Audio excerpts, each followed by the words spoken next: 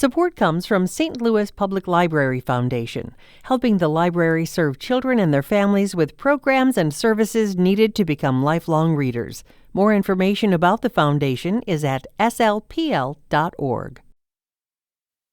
This is St. Louis on the Air from St. Louis Public Radio.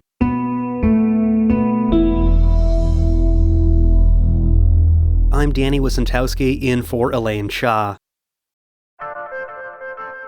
Before she was fired as superintendent of St. Louis Public Schools this fall, Keisha Scarlett spent more than $200,000 on things like food delivery and travel. Those details come from a 55-page audit released this week by the district. The report documents the apparent misuse of funds and reveals more about the inner workings of the district that's facing a lot of questions about its leadership. Here to talk about that report and what it says about the brief, controversial tenure of former Superintendent Keisha Scarlett, we have Hiba Ahmad, St. Louis Public Radio's education reporter. Hiba, thanks for being here. Thank you so much for having me. So I mentioned in the intro that this report shows questionable spendings, and we have an update to get to that you just wrote about today involving a recall of all of the district's credit cards. If you're wondering how things are going with this audit, that might tell you something if your next step is recalling all of your credit cards. But let's look at this report. What stood out to you about that? Right. So this is a report that looked at all of the expenditures during Scarlett's nearly 14-month tenure with the district, including credit cards, contracts to new hires, salaries that were offered without board approval. This report looked at 4 out of the 20 credit cards that are issued by the district to, district-level employees. And the 4 cards that they looked at were for the former superintendent, Keisha Scarlett, the office of the superintendent, the chief of staff, and the student support services department. So the things that I picked up on were, $34,000 worth of questionable charges on those credit cards. Things included like hotel and flight upgrades, which are prohibited by district policy. There was also, $1,700 on the credit card charges, $1,700 with the credit card charges. And that's notable because the superintendent gets an $800 allowance or a district car. So those were additional charges that she made that broke district policy. I just want to be clear here because as you're going through these credit card charges and the audit, it is not yet clear how much of this spending was improper, how much of it fell outside the lines. Some of it very much seems to be hard to find a category that would make it legitimate, like food deliveries or some of that travel you mentioned. How much do we know about of this money? Is all of this money misspent, or is that something that we still need to find out? That's something that we're still trying to figure out. I've reached out to Scarlett and I've reached out to district leadership asking that exact question. Help me understand. Sometimes these credit card charges are for things like school supplies or office supplies or something like that, right?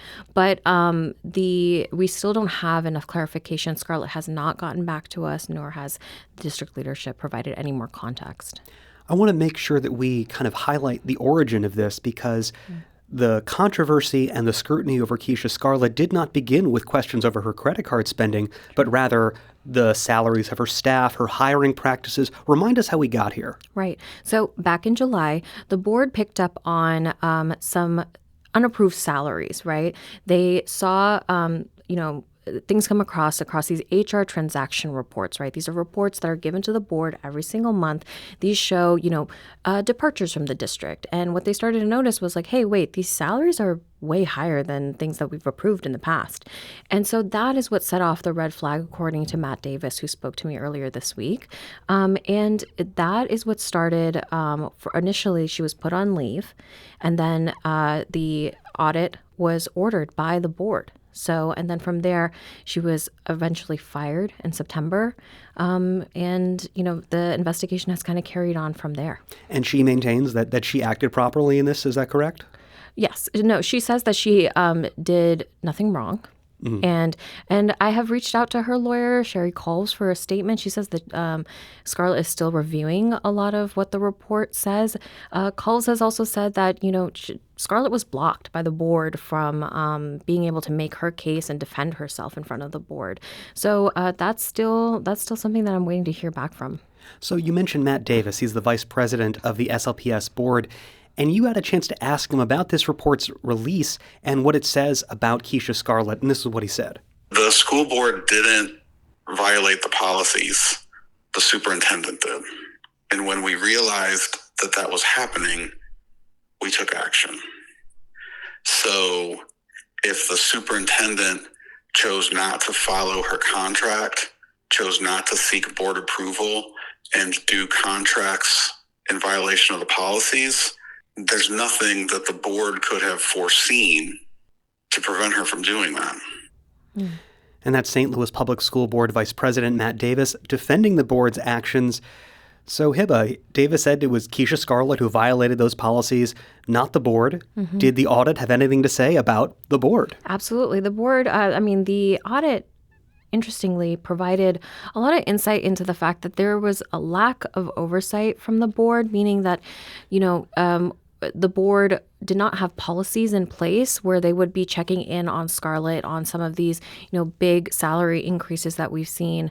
And I asked Matt Davis about that, and he says, look, like the board is going to adopt new policies. For example, next month, they plan to vote on new financial policies so that the board is, in the loop about any major spending that's happening from the district. This is the board's way of trying to, right the wrongs of, some of the money that has been spent.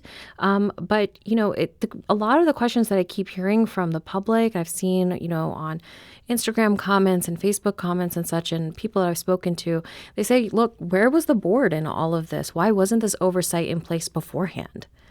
Do we have any questions about that? A lot of this audit, this oversight, these details seem to be things that you would think would be part of the regular duties of the board and oversight, not something happening only in the light of scandal. Why is this happening only now?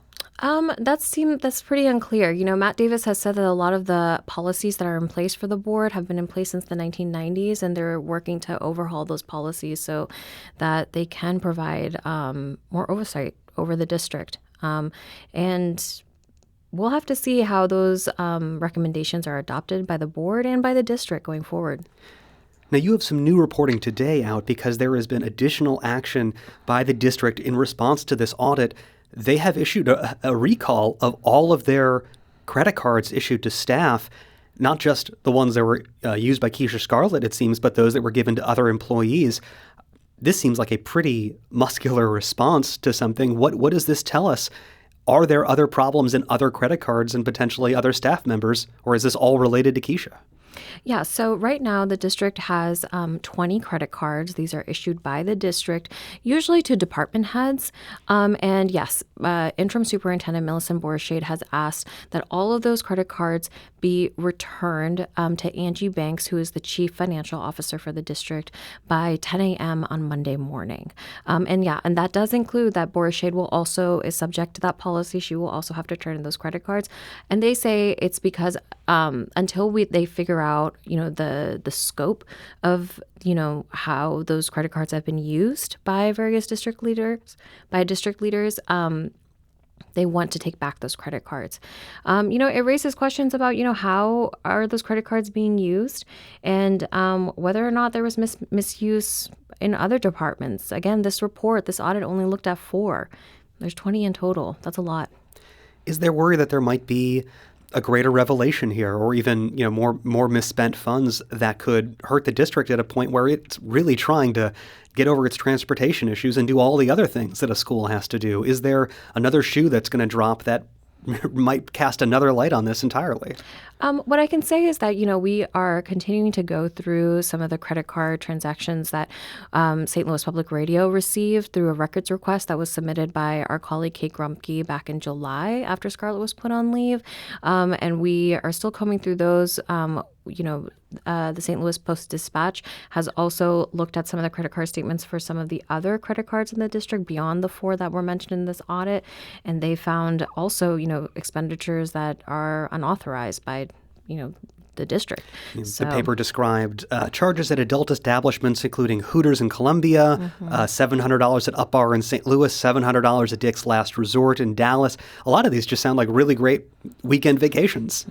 Yeah. It is troubling because, at the end of the day, this is taxpayer money that we're talking about.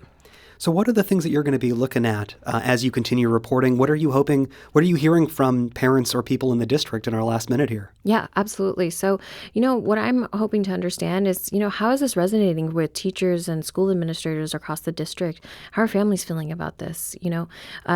teachers in SLPS continue to make pretty low salaries across and compared to national averages. And, I want to hear from teachers and from parents. We talk about schools being under-resourced and such, but then you hear these big numbers about school administrators.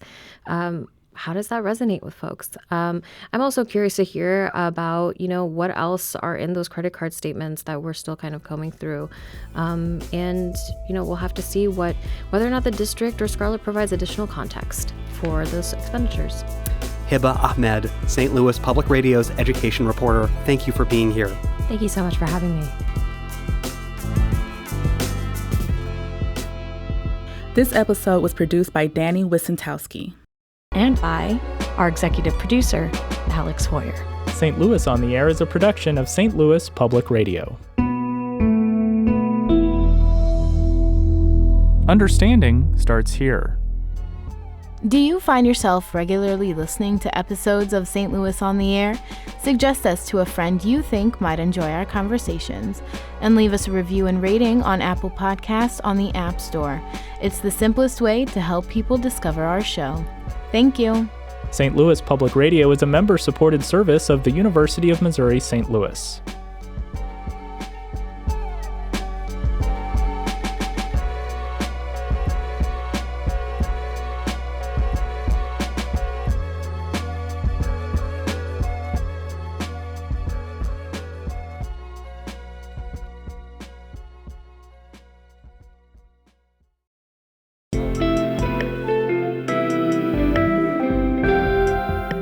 The Gateway brings you the day's news each weekday from around the St. Louis region and the state capitals in Jefferson City. Our schools are accredited.